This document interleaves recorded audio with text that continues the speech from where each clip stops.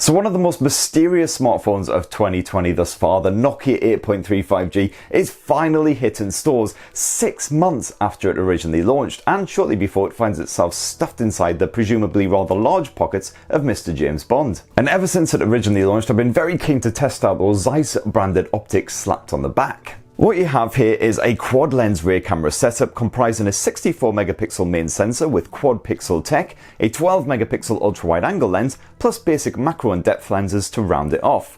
Manufacturer HMD Global promises great photos at day or night from this camera, while you've also got some stylistic video features for crafting cinematic masterpieces similar to what you get on Sony's Xperia flagship. But after that prolonged wait, is the Nokia 8.3 5G's camera tech up to snuff? Well, I've been testing it out for a full week now, and here's my full Nokia 8.3 camera review. And for more of the latest greatest tech, please do plug subscribe and ding that notifications bell. Cheers! So first up, that 64 megapixel primary shooter captures photos at 16 megapixels by default, using 4-in-1 pixel binning to help keep the images bright. And the results on the whole are pretty impressive stuff. If conditions aren't too challenging, you'll enjoy sharp pictures that are packed with detail, even when you're checking them out on a big screen.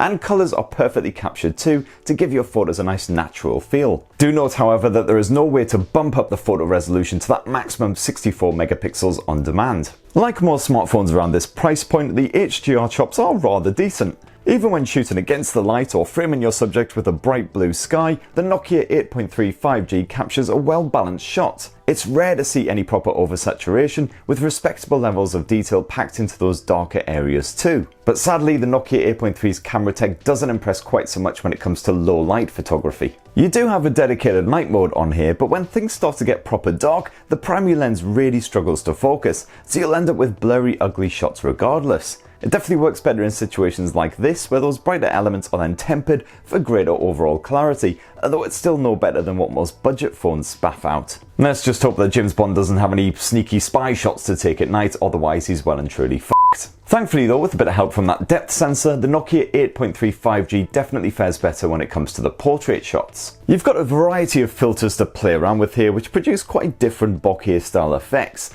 Some are a bit random, like the star and heart efforts, but on the whole your subject is accurately defined, and even crazy hair doesn't throw this phone off too badly. The 12 megapixel ultra wide angle lens offers a more pulled back view when you need it, although you will be sacrificing image accuracy if you flip to that one. With this lens, colours appear richer in strong light, which isn't a massive problem unless of course you're going for that really natural looking shot.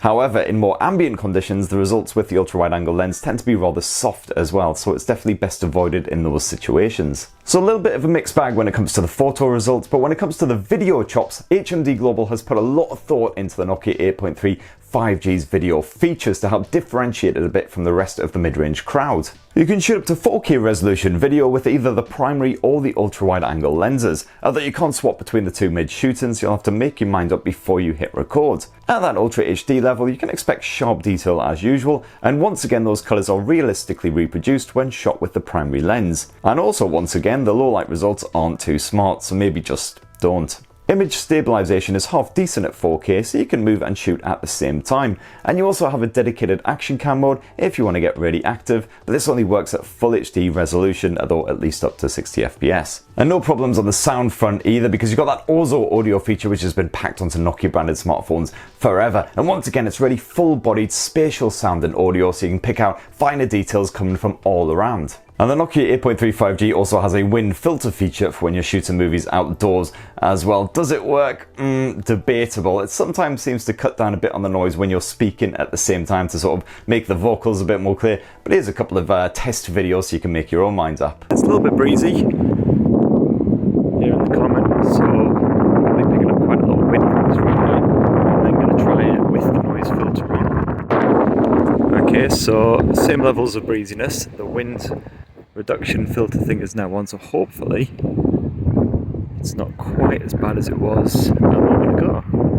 And if you want to shoot a nice bit of commentary as you're recording your video, you can get, of course, the usual dual video mode on the go, using both the front and the rear cameras at the same time. Oh my god, it's a motherfucking ducks, yo. But where the Nokia 8.3 5G really stands out as far as the video front goes is the Zeiss Cinema Capture feature. This is basically a simpler version of the Cinema Pro app that you'll find on Sony's flagship phone, producing slick looking home movies at that cinematic style 21:9 aspect ratio. My 4K test clips shot at 24 FPS certainly look stylish when I check them out again on my telly, all with bugger all effort on my part. With the Zeiss Cinema Capture feature, you've once again got full manual controls over the likes of the ISO levels, the white balance, all of that stuff. You've got some filters you can apply as well. You don't have the same smart manual focus controls as the Sony Cinema Pro app, but you know what? It's pretty damn good. It's quite good fun messing around with that small variety of filters, which give your footage an even more distinctive vibe. Although, be warned that if you apply these before you start shooting, it can't be undone afterwards. But thankfully, you do get a cinema editor mode where you can once again apply filters after you've done shooting,